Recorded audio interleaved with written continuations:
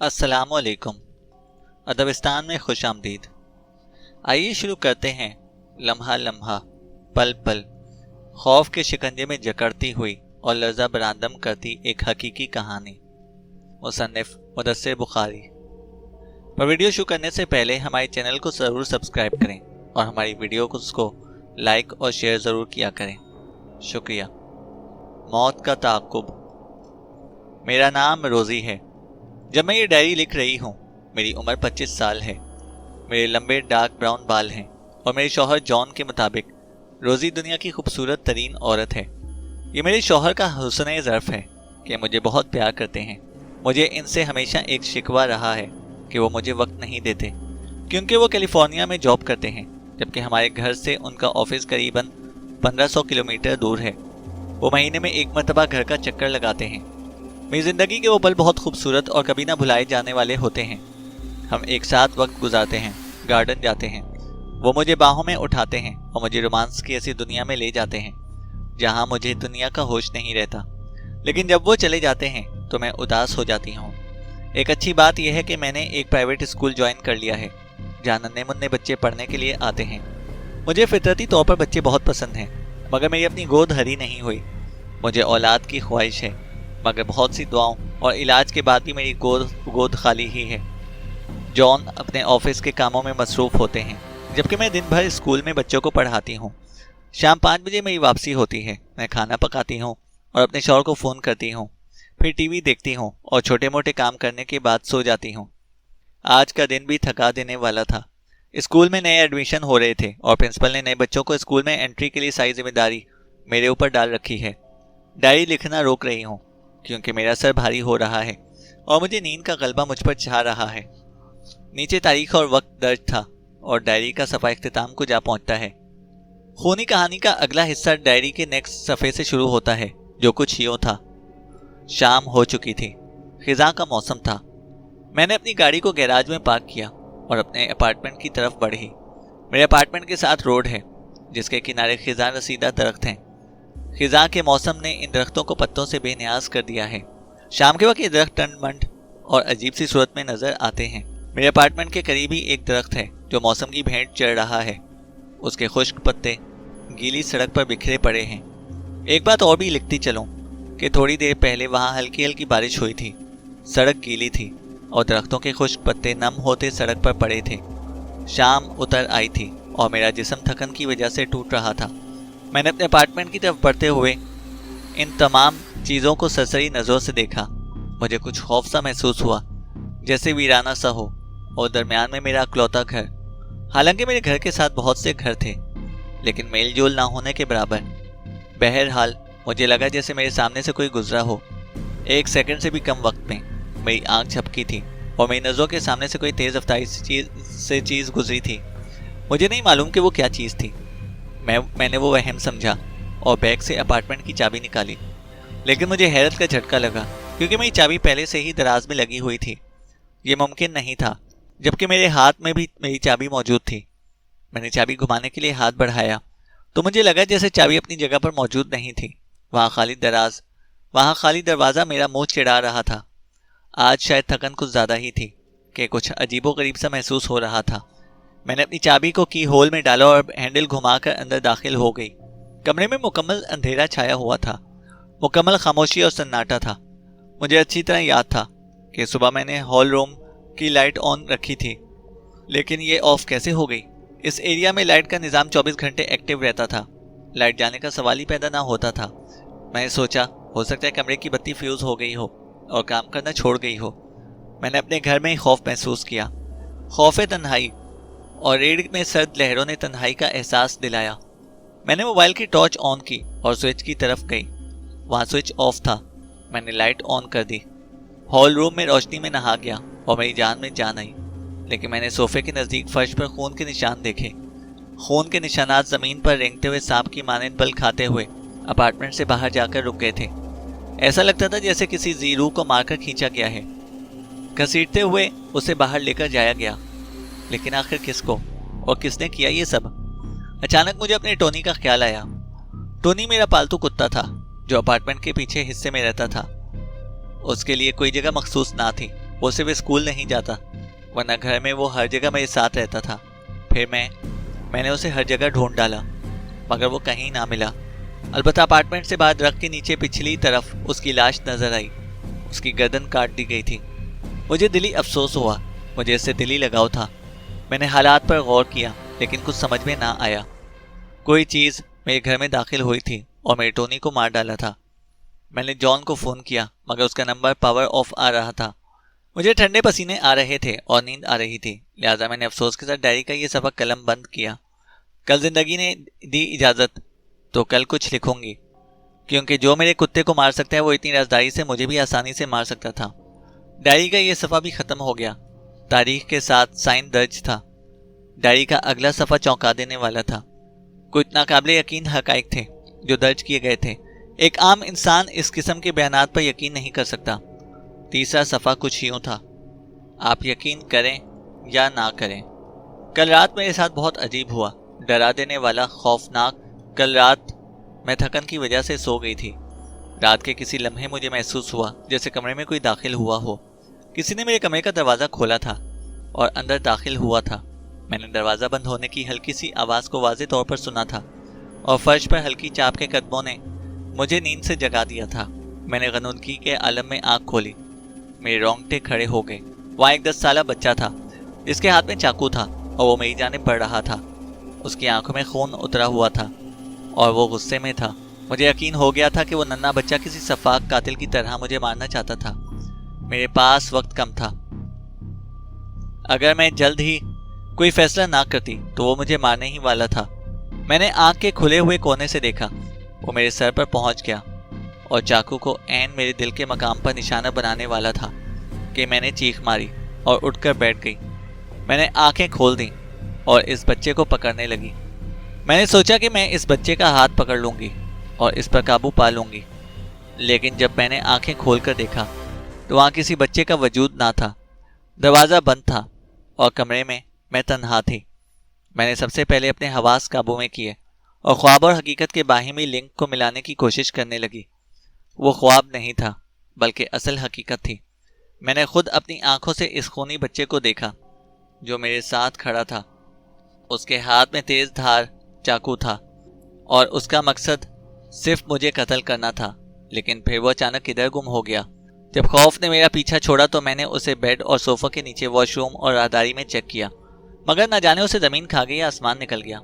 बच्चा छूमंतर हो गया था। मैंने गौर किया और अपने सीसीटीवी कैमरे की वीडियो टेप निकाली और फिल्म चला दी। मैंने फिल्म को फॉरवर्ड किया और रात 3 बजे का वीडियो क्लिप प्ले कर दिया। वो दिल दहला देने वाला मंजर था। वहाँ दरवाज़ा खुद ब खुद खुला था और फिर बंद हो गया था। एक साया नज़र आ रहा था जो आहिस्ता आहिस्ता मेरी तरफ बढ़ा था। इससे आगे मेरी अपनी वीडियो रिकॉर्डिंग थी जिसमें मेरा खौफ वाज़े देखा जा सकता था। कैमरे ने सिर्फ एक साए को रिकॉर्ड किया था, जबकि मेरी आंखों ने एक बच्चे को देखा था। एक बात तो हकीकत थी कि कोई मुझे मारने वाला था। कोई आसेब, वैम्पायर, ड्रैकुला, जिन, आत्मा, कुछ भी हो सकता था। इस साए ने मुझे अंदर तक खौफजदा कर दिया था। आज की सुबह नॉर्मल नहीं थी। रात वाले वाक़े ने मुझे ज़हनी तौर पर खौफ का शिकार कर दिया था। सुबह मेरे सर में दर्द था और जिस्म में अकड़ाव था। मैंने सर दर्द की टैबलेट ली। स्कूल से छुट्टी लेकर आराम करने का फैसला किया। मेरा सर भारी हो गया था और मेरा दायां बाजू भी भारी होने लगा था। बाजू इतना भारी हो गया था कि मैं इसे हरकत ना दे सकती थी। बाजू का इतना वज़नी होना बहुत नुकसानदेह और गैर मामूली था। लेकिन फिर अचानक ही मेरा बाजू नॉर्मल हो गया। बाजू का भारीपन सिर्फ चंद लम्हों के लिए हुआ था, गो कि वो लम्हे खौफजदा करने के लिए काफ़ी थे। मुझे लगा था मेरी रूह निकली जा रही थी और मेरा बाजू हमेशा के लिए ख़राब हो जाएगा। मुझे अफसोस हो रहा था। ज़ाहिर है कि इंसान इस किस्म की सिचुएशन में घबरा ही जाता है। मैं भी घबरा गई थी। बस फिर अचानक से मेरा बाजू नॉर्मल हुआ और मैंने आहिस्ता आहिस्ता बाजू को हरकत देना शुरू कर दिया। मेरा बाजू हरकत कर रहा था और मुझे खुशी थी, अंदरूनी खुशी। सूरज ने मेरे अपार्टमेंट को भी मुकम्मल दिन होने का पता दिया। सूरज काफ़ी चढ़ आया था, लेकिन मौसम ठंडा था। मुझे विटामिन डी की ज़रूरत थी। मैंने जैसे तैसे घर के छोटे मोटे काम निपटाए और छत पर चली गई। हवा चल रही थी और सूरज की धूप खास ना थी। हमारे यहाँ हर मौसम नॉर्मल होता है और ख़ास तौर पर धूप ठंडी पड़ती है। मैंने एक नावल उठाया और छत पर पड़ी कुर्सी पर आ बैठी और नावल पढ़ना शुरू कर दिया। वो रोमांटिक नावल था। जिसमें दिलचस्पी के लिए बस कुछ था। मैंने नॉवल पढ़ना शुरू किया और पूरी तरह से नॉवल में डूब गई। नॉवल के लफ्ज मेरे सामने किसी फिल्म की मानंद चल रहे थे कि अचानक मुझे महसूस हुआ जैसे मेरे बालों को किसी ने छुआ हो। वो तिलिस्माती लम्स था। उसने मेरे बालों को मीठे अंदाज में सहलाया था और उसकी सांसें मुझे अपनी गर्दन के गिर्द महसूस हुईं। वो एक हाथ था जो साख्त के एतबार से नन्हा था, लेकिन अंदाज के एतबार से नौजवान लड़के का था। मुझे इसका लम्स गर्दन और फिर अपने होठों पर महसूस हुआ तो फिर मैं भड़क उठी। मैंने नॉवल से नजरें हटाईं और अपने पीछे देखा, लेकिन वहां सिर्फ सहन की चिड़ाती ईंटें थीं। मैंने चारों तरफ नजर दौड़ाई मगर वहां कुछ भी ना था। मैंने नॉवल को सामने टेबल पर रखा और पूरे सहन का चक्कर लगाया। छत से नीचे तक बगौर देखा। सड़क वीरान थी। मेरे घर के साथ जो घर थे उनमें गहरी खामोशी थी। मैं लौटकर कुर्सी की तरफ बढ़ी जहां मैंने टेबल पर नॉवल रखा था। मैं हैरान ज़दा आंखों से टेबल को देख रही थी जहां नॉवल मौजूद नहीं था। ये क्या हो रहा था? किताब गायब थी। मैंने कुर्सी से उठना चाहा, लेकिन खुद को इतना भारी पाया कि उठ ही ना पाई। मेरी आंखें खुली थीं और दिमाग काम कर रहा था, मगर हरकत करने से कासिर थी। मुझे लगा जैसे वो मुझे मार देगा। वाकई मार देगा। कौन मार देगा? और कोई इस तरह चाहेगा? मैंने कुर्सी से उठना चाहा, मगर मेरा जिस्म मुकम्मल तौर पर भारी हो चुका था और दबाव बढ़ता चला जा रहा था। कोई नादीदा खून आशाम या कुछ भी था जो मुझे हद से ज़्यादा तंग कर रहा था। मैंने महसूस किया था कि वहाँ सांस लेने वाली जिंदा मगर ना नजर आने वाली मखलूक थी। मैं कुर्सी पर दराज थी और कोई मेरे जिस्म पर सवार होने लगा था। वो हल्का हल्का लम्स था जो गुदगुदाने के लिए काफ़ी था। वो दो हाथ थे जो मेरी टांगों से होते हुए मेरे जिस्म के ऊपर वाले हिस्से को प्यार भरे अंदाज से छूते हुए मेरी गर्दन तक आ पहुंचे थे। अब की बार मुझे सांस लेने की आवाज़ आई। गरम गरम सांस की खारिज हवा मुझे अपने चेहरे पर महसूस हुई। मैं गुस्से के आलम में अपना बायां बाजू हरकत में लाई। इस दफ़ा मेरे हाथ ने भरपूर हरकत की और फिर मेरा हाथ किसी पत्थरनुमा चीज़ से टकरा गया। मेरा जिस्म भी नॉर्मल हो गया था और मैं उठकर खड़ी हुई, जबकि मेरे बाजू में शदीद दर्द होने लगा। मेरी सांसें बहुत तेज़ हो चुकी थीं और आंखों के सामने तारे नाचने लगे थे। मैंने टेबल पर देखा, वहाँ नॉवल रखा हुआ था। मैंने नॉवल उठाया और हाँफती कांपती सीढ़ियाँ उतरती नीचे आ गई। मैंने उजलत में जॉन का नंबर डायल किया। दूसरी घंटी पर जॉन ने कॉल अटेंड कर ली। हेलो रोजी, कैसी हो? ठीक नहीं हूँ। जॉन, तुम जल्दी से घर आ जाओ, मुझे बहुत डर लग रहा है। कोई मुझे बहुत तंग कर रहा है। मैंने कहा। तुम इतना घबराई हुई क्यों हो? हुआ क्या है? असल मामला बताओ, जॉन ने कहा। मैंने तफसील बताना शुरू की, जिसे जॉन ने मजाक समझकर कहा, तुमने ज़रूर कोई डरावना ख्वाब देखा है। तुम आराम करो और मेरा इंतज़ार करो प्लीज़ स्वीट हार्ट। मैं अगले 3 दिन तक नहीं आ सकता, काम का बर्डन है। तुम अपनी बहन के घर चली जाओ या उसे अपने पास बुला लो, जॉन ने कहा।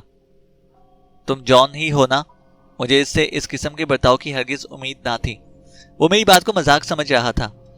हाँ रोजी, तुम प्लीज़ रिलैक्स रहो। मैं कोशिश करता हूँ जल्दी घर आ जाऊँ, जॉन ने कहा। मैंने गुस्से से फ़ोन बंद कर दिया। वो मुझसे बहुत प्यार करता था और मुझे भी इससे बहुत प्यार था, मगर इस दफ़ा इसे घर से गए हुए 2 माह से भी ज़्यादा अरसा हो गया था। उसने सोचा होगा कि मैं इसे घर बुलाने के लिए बहाने कर रही हूँ ताकि वो जल्दी घर लौट आए, मगर वो नहीं जानता था कि मामला बहुत संगीन था। मैं मर गई तो वो पछताएगा। मेरे आसपास कोई ऐसा हमदर्द भी मौजूद नहीं था जो मेरे दिल को समझे, जिससे अपने दिल की बातें करूं। तभी तो मैं अपनी सारी बातें अपनी डायरी में लिखती हूँ। अलबत्ता एक ज़ीरो ऐसी भी थी जो मुझे जान से मार डालना चाहती थी, जो ना नज़र आती है और ना ही बोलती है। सफ़ा ख़त्म हो चुका था। नीचे तारीख और साइन थे। डायरी के कुछ मज़ीद सफ़ात अभी बाकी थे। मज़ीद सफ़ात पढ़ने से पहले मैं कुछ अपने बारे में बता दूं तो आसानी रहेगी।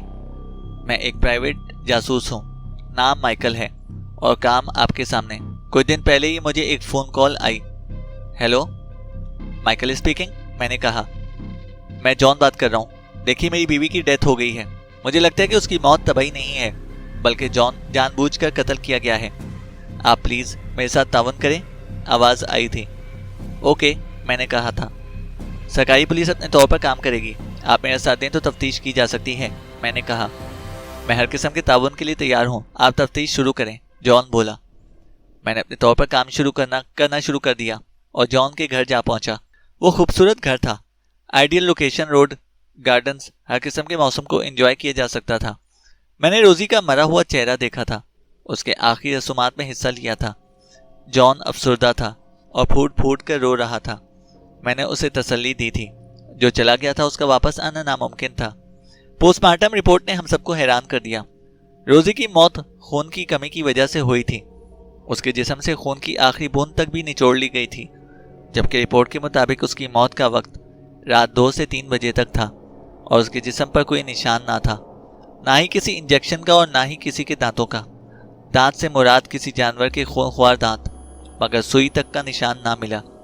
میں نے روزی کا سارا گھر دیکھا، پائے باغ بھی، جہاں مختلف پودے خشک اور جلے ہوئے تھے۔ ایک طرف چڑیا گھر نما ماحول تھا، جہاں پنجروں میں مختلف پرندے تھے، مگر سبھی اداس اور سر جھکائے بیٹھے تھے۔ میں نے وہاں ان کی آنکھوں میں خوف دیکھا۔ پھر میں روزی کے کمرے میں گیا، جہاں جان کی تصاویر چسپاں تھیں۔ درمیان میں بیڈ تھا، سائیڈ میں لمبی الماری تھی، کونے میں ٹی وی رکھا تھا جس کی اسکرین ٹوٹی ہوئی تھی، جیسے کسی نے لوہے جیسی سخت چیز سے اسکرین کو توڑ دیا ہو۔ میں نے ہر چیز کو دیکھا۔ کافی تلاش کے بعد میں نے ایک سرخ رنگ کی ڈائری دیکھی۔ وہ روزی کی ذاتی ڈائری تھی۔ اس میں بہت سے صفحے اس کے اپنے ہاتھوں سے لکھے گئے تھے۔ میں نے جان سے اجازت لے کر اس کو پڑھنا شروع کیا اور اس کو آپ کے سامنے پیش کرتا چلا گیا۔ ابھی کہانی باقی ہے میرے دوست۔ تو جناب، میں نے ڈائری کا اگلا صفحہ کھولا، جو کچھ یوں تھا: آج میری موت پکی تھی۔ اگر اینڈ ٹائم پر میں اپنی گاڑی کو درخت سے نہ ٹکرا دیتی۔ جی ہاں، آج کسی نے میری گاڑی کے بریک فیل کر دیے تھے۔ میں اسکول ٹائم میں تیار ہو کر ڈرائیو کرتی ہوئی جا رہی تھی۔ اسپیڈ بہت کم تھی کہ مجھے بریک لگانے کی ضرورت پیش آئی، لیکن بریک نہ لگی۔ بریک فیل ہو چکی تھی اور یہ خطرناک صورتحال تھی۔ میں نے جلدی فیصلہ کیا کہ کسی درخت سے گاڑی کو ٹکرا دیا جائے، اور یوں میری جان بچ گئی۔ میں نے ٹیکسی لی اور اسکول پہنچ گئی۔ مصروف دن رہا، مگر میری سوچ صرف آج صبح کے واقعے پر مرکوز رہی۔ دماغ کسی دوسری طرف مائل ہی نہ ہو رہا تھا۔ میں نے جان کو واقعہ سنایا اور 2 دن کے بعد آنے کا کہا۔ نہ جانے وہ دفتر کی کون سی مصروفیات میں مگن تھا کہ اسے اپنی بیوی کا ذرہ برابر خیال نہ آ رہا تھا۔ اسکول سے واپسی پر میں نے اپنی گاڑی کو دیکھا جو درخت سے ٹکرا گئی تھی۔ اسے آگ لگ گئی تھی اور کار جل کر خاکستر ہو گئی تھی۔ مجھے گاڑی کا بھی افسوس تھا، وہ میرے شوہر نے مجھے شادی پر گفٹ کی تھی۔ میں گھر آئی تو ایک اور آفت میرا انتظار کر رہی تھی۔ میں گھر میں داخل ہوئی، دروازہ کھولا اور خوف سے میری ہلکی سی چیخ نکل گئی۔ وہاں میرے سامنے ایک لاش تھی، خون میں لپٹی ہوئی۔ اس کی آنکھیں کھلی ہوئی تھیں۔ میرا خوبصورت مور موت کے گھاٹ اتار دیا گیا تھا۔ مور کے نیلے اور سبز پروں پر خون لگا تھا۔ اس کی گردن پر تیز دھار چاقو چلایا گیا تھا اور چاقو پر لگا خون اس کے پروں سے صاف کیا گیا تھا۔ یہ سب کیا ہو رہا تھا؟ میری عقل تو کام نہیں کر رہی تھی۔ وہ کون تھا اور کیا چاہتا تھا؟ سامنے بھی نہیں آتا تھا۔ میں نے مور کی لاش کو دفن کر دیا۔ وہ بہت پیارا مور تھا، لیکن افسوس میں اسے بچا نہ سکی۔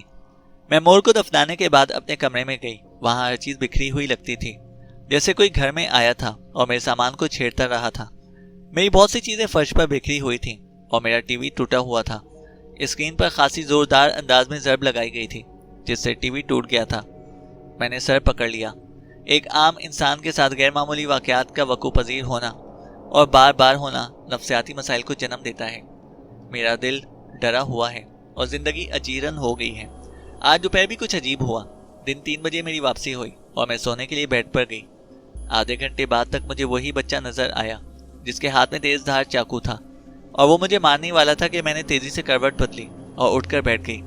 وہاں کوئی موجود نہ تھا، البتہ بیڈ پر نشان ضرور آیا جہاں سے چادر پھٹ گئی تھی اور چاقو شاید اندر گھس گیا تھا۔ اگر میں کروٹ نہ بدلتی تو وہ چاقو میرے جسم میں گھس چکا ہوتا۔ میں نے اس بچے کو غور سے دیکھا تھا اور اسے پہچان گئی۔ وہ بچہ صرف ایک دن اسکول آیا تھا۔ وہ خوبصورت بچہ داخلے کی غرض سے اسکول آیا تھا، لیکن میں نے اس کا ایڈمیشن نہیں ہونے دیا تھا، کیونکہ وہ اس قابل ہی نہیں تھا کہ اسے اسکول میں داخلہ دیا جاتا۔ اس نے کہا تھا کہ وہ 4 سال کسی دوسرے اسکول میں پڑھتا رہا تھا۔ میں نے اس کا ایڈمیشن ٹیسٹ لیا، لیکن اس نے ایک سوال بھی ٹھیک نہیں لکھا تھا۔ چونکہ میں ایڈمیشن ہیڈ تھی، میں نے اسے ریجیکٹ کر دیا۔ میرا کام ان بچوں کو داخلہ دینا تھا جو اہل تھے اور ذہین تھے۔ میرا حساب سے وہ اس قابل نہ تھا۔ ریجیکٹ ہونے والا وہ بچہ اسکول سے جاتے ہوئے کئی دفعہ میری جانب دیکھتا رہا۔ اس کی آنکھوں میں التجا تھی، لیکن اسکول انتظامیہ کی طرف سے میں مجبور تھی۔ اسکول کا ٹیسٹ ہر بچے کو 50% سے زیادہ پاس کرنے لازمی ہوتا ہے، جبکہ اس کے 20% مارکس تھے۔ یہ اسکول کا نظام اور طریقہ کار تھا۔ इस सूरत में मेरी एक भी ना चलती। गो कि मुझे इस बच्चे का अफसोस था। वो प्यारा और सुनहरे बालों वाला, नीली आंखों वाला बच्चा था। उसका नाम जैक था। काश वो टेस्ट पास कर लेता तो उसे दाखिला मिल जाता, लेकिन ये मेरी मजबूरी थी। डायरी का ये आखिरी सफ़ा था। नीचे साइन और तारीख दर्ज थी। उससे आगे डायरी के सफ़े खामोश थे। लिखने वाले को मौत ने आ घेरा था और उसे मजीद कुछ लिखने की मोहलत ही ना मिली। मामला सुलझा ज़रूर था, मगर कुछ सवाल अभी बाकी थे। मैं माइकल, प्राइवेट जासूस। मेरा बेटा जैक। कुछ अरसा कबल जैक ने 10 मंजिला इमारत से छलांग लगाकर खुदकुशी कर ली थी। जैक मेरा बेटा अपनी माँ के साथ स्कूल गया था और स्कूल जाते हुए वो बहुत खुश था, क्योंकि वो शहर के बेहतरीन स्कूल में दाखिले के लिए जा रहा था। लेकिन वापसी पर वो मायूस लौटा था। डैड, मेरा दाखिला नहीं हो सका, वो बोला। क्यों? मैंने पूछा। वहाँ जो मैडम एडमिशन टेस्ट ले रही थी उसने मुझे फेल कर दिया। वो जालिम थी डैड, मेरे बेटे ने कहा था। ओह बेटा, आपने गलत लिखा होगा तभी फेल हुए होगे ना, मैंने कहा। डैड, मैंने सब ठीक लिखा था, मगर वो बहुत बुरी थी। उसने सबको पास कर दिया और मुझे फेल, मेरे बेटे ने कहा था। आप मायूस ना हो, हम कल दोबारा चलेंगे और आपका एडमिशन कराएंगे, मैंने कहा। जैक ने मुझे एक नज़र देखा और छत की तरफ भाग गया। वहाँ छत पर उसका कमरा था। मैं उसे बुलाता रहा, मगर उसने मेरी एक ना सुनी। मैं ऐसे ऐसे सीढ़ियाँ चढ़ता छत पर पहुंचा, मगर वहाँ जैक ना तो अपने कमरे में मौजूद था और ना ही किसी और जगह। अचानक मुझे गली में लोगों की आवाज़ सुनाई दी। मैं भागकर पहुंचा था, क्योंकि जैक ने छत से छलांग लगा दी थी और उसका खून सड़क पर पानी की तरह बह रहा था। जब तक मैं उसे अस्पताल लेकर गया, वो रास्ते में ही दम तोड़ गया। जैक हसास तबीयत का बच्चा था। उसने जज्बात में आकर छत से छलांग लगा दी थी। रोजी नहीं जानती थी कि उसे किसने मारा था। मरने वाला कब जान पाता है रोजी को कौन तंग कर रहा था। मौत का ताक़ुब मखसूस रफ्तार से उसे अपने शिकंजे में जकड़ने लगा था। जैक ने मरने के बाद रोजी को मौत के घाट उतारा, मगर क्यों? रोजी तो इंतजामिया की वजह से मजबूर थी। उसमें रोजी का क्या कसूर था? डायरी में लिखा अहवाल इसी तरफ इशारा करते हैं कि रोजी को जैक ने ही मारा था, क्योंकि डायरी पर लिखी गई तारीखें जैक के मरने के बाद की हैं। उससे पहले के हालात तो मोहब्बत और शिकायतों पर मबनी थे। जैक, तुमने खुद को मार डाला, रोजी को भी, और हर रोज़ तुम्हारे गम में तुम्हारा बाप मरता है। बेटा, काश तुम जज्बात में ऐसा ना करते।